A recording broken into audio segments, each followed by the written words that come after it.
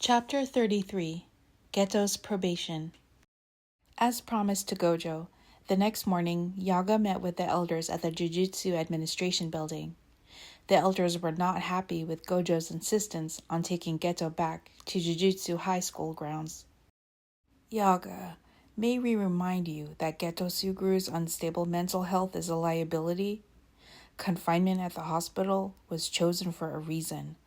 The head elder began, looking at Yaga disapprovingly from across the conference room table. Gojo and I feel that familiar surroundings and structure will help his recovery. Gojo is strong enough to keep him in check, Yaga reasoned. You've already placed full responsibility on him for Geto's rehabilitation.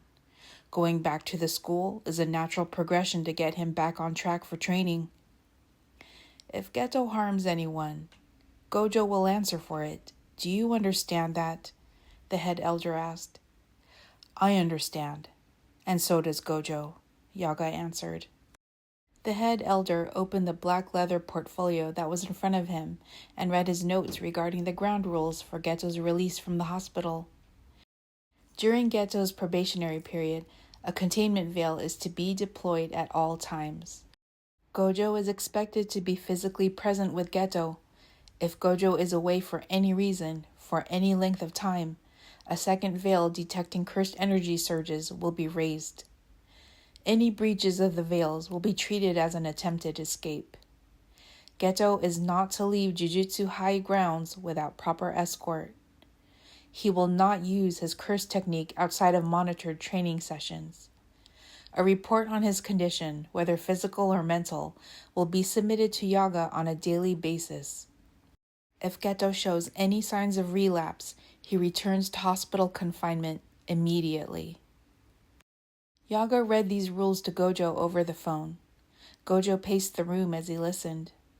The hospital staff had moved a reclining chair into Geto's room so Gojo would have a place to sleep, and when the phone call was over, he plopped himself onto it. Geto had just finished in the shower and walked out of the washroom with just a towel around his waist and another towel holding up his wet hair. Gojo looked away quickly. Get a hold of yourself. Now is not the time to be lusting after Suguru, he thought. Gojo pretended to play games on his cell phone while Geto was dressing, so he wouldn't stare.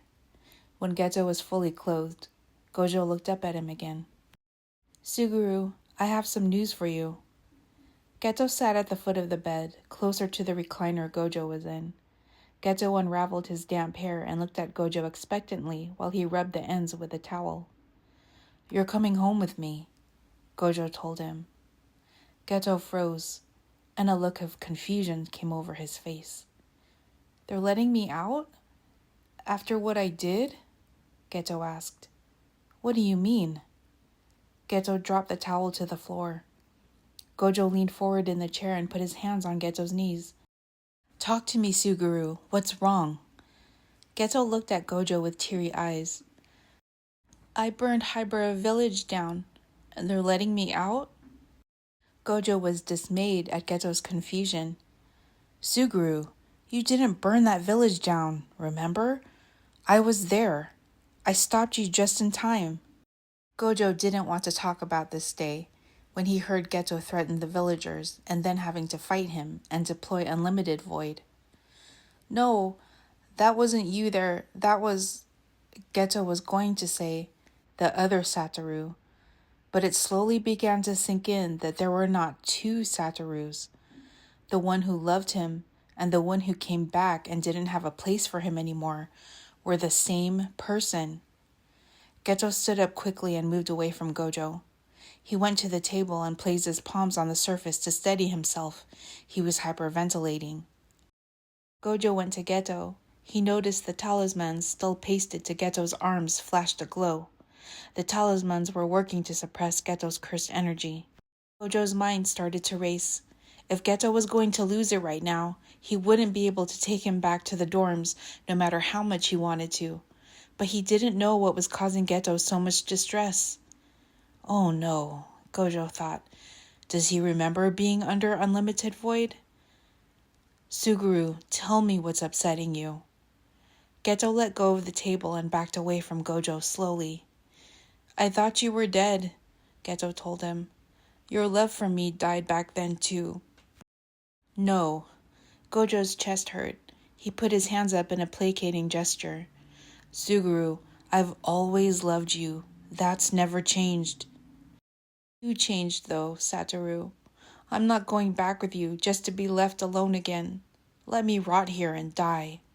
Geto swayed unsteadily and Gojo went to catch him. Leave me alone, Geto spoke with gritted teeth. His golden brown eyes flashed with anger, but his body felt numb, and he couldn't lash out like he wanted to. Gojo held on to Geto. Suguru, I thought if I pursued strength, I could make the world better for us, but I ended up abandoning you. I'll never forgive myself for that. I'm trying to make up for that now. Give me the chance to make things right. Gojo pressed his forehead to Geto's. I don't know you. Geto closed his eyes and tears streamed down his face. That's why you need to come home with me, so you can get to know me again.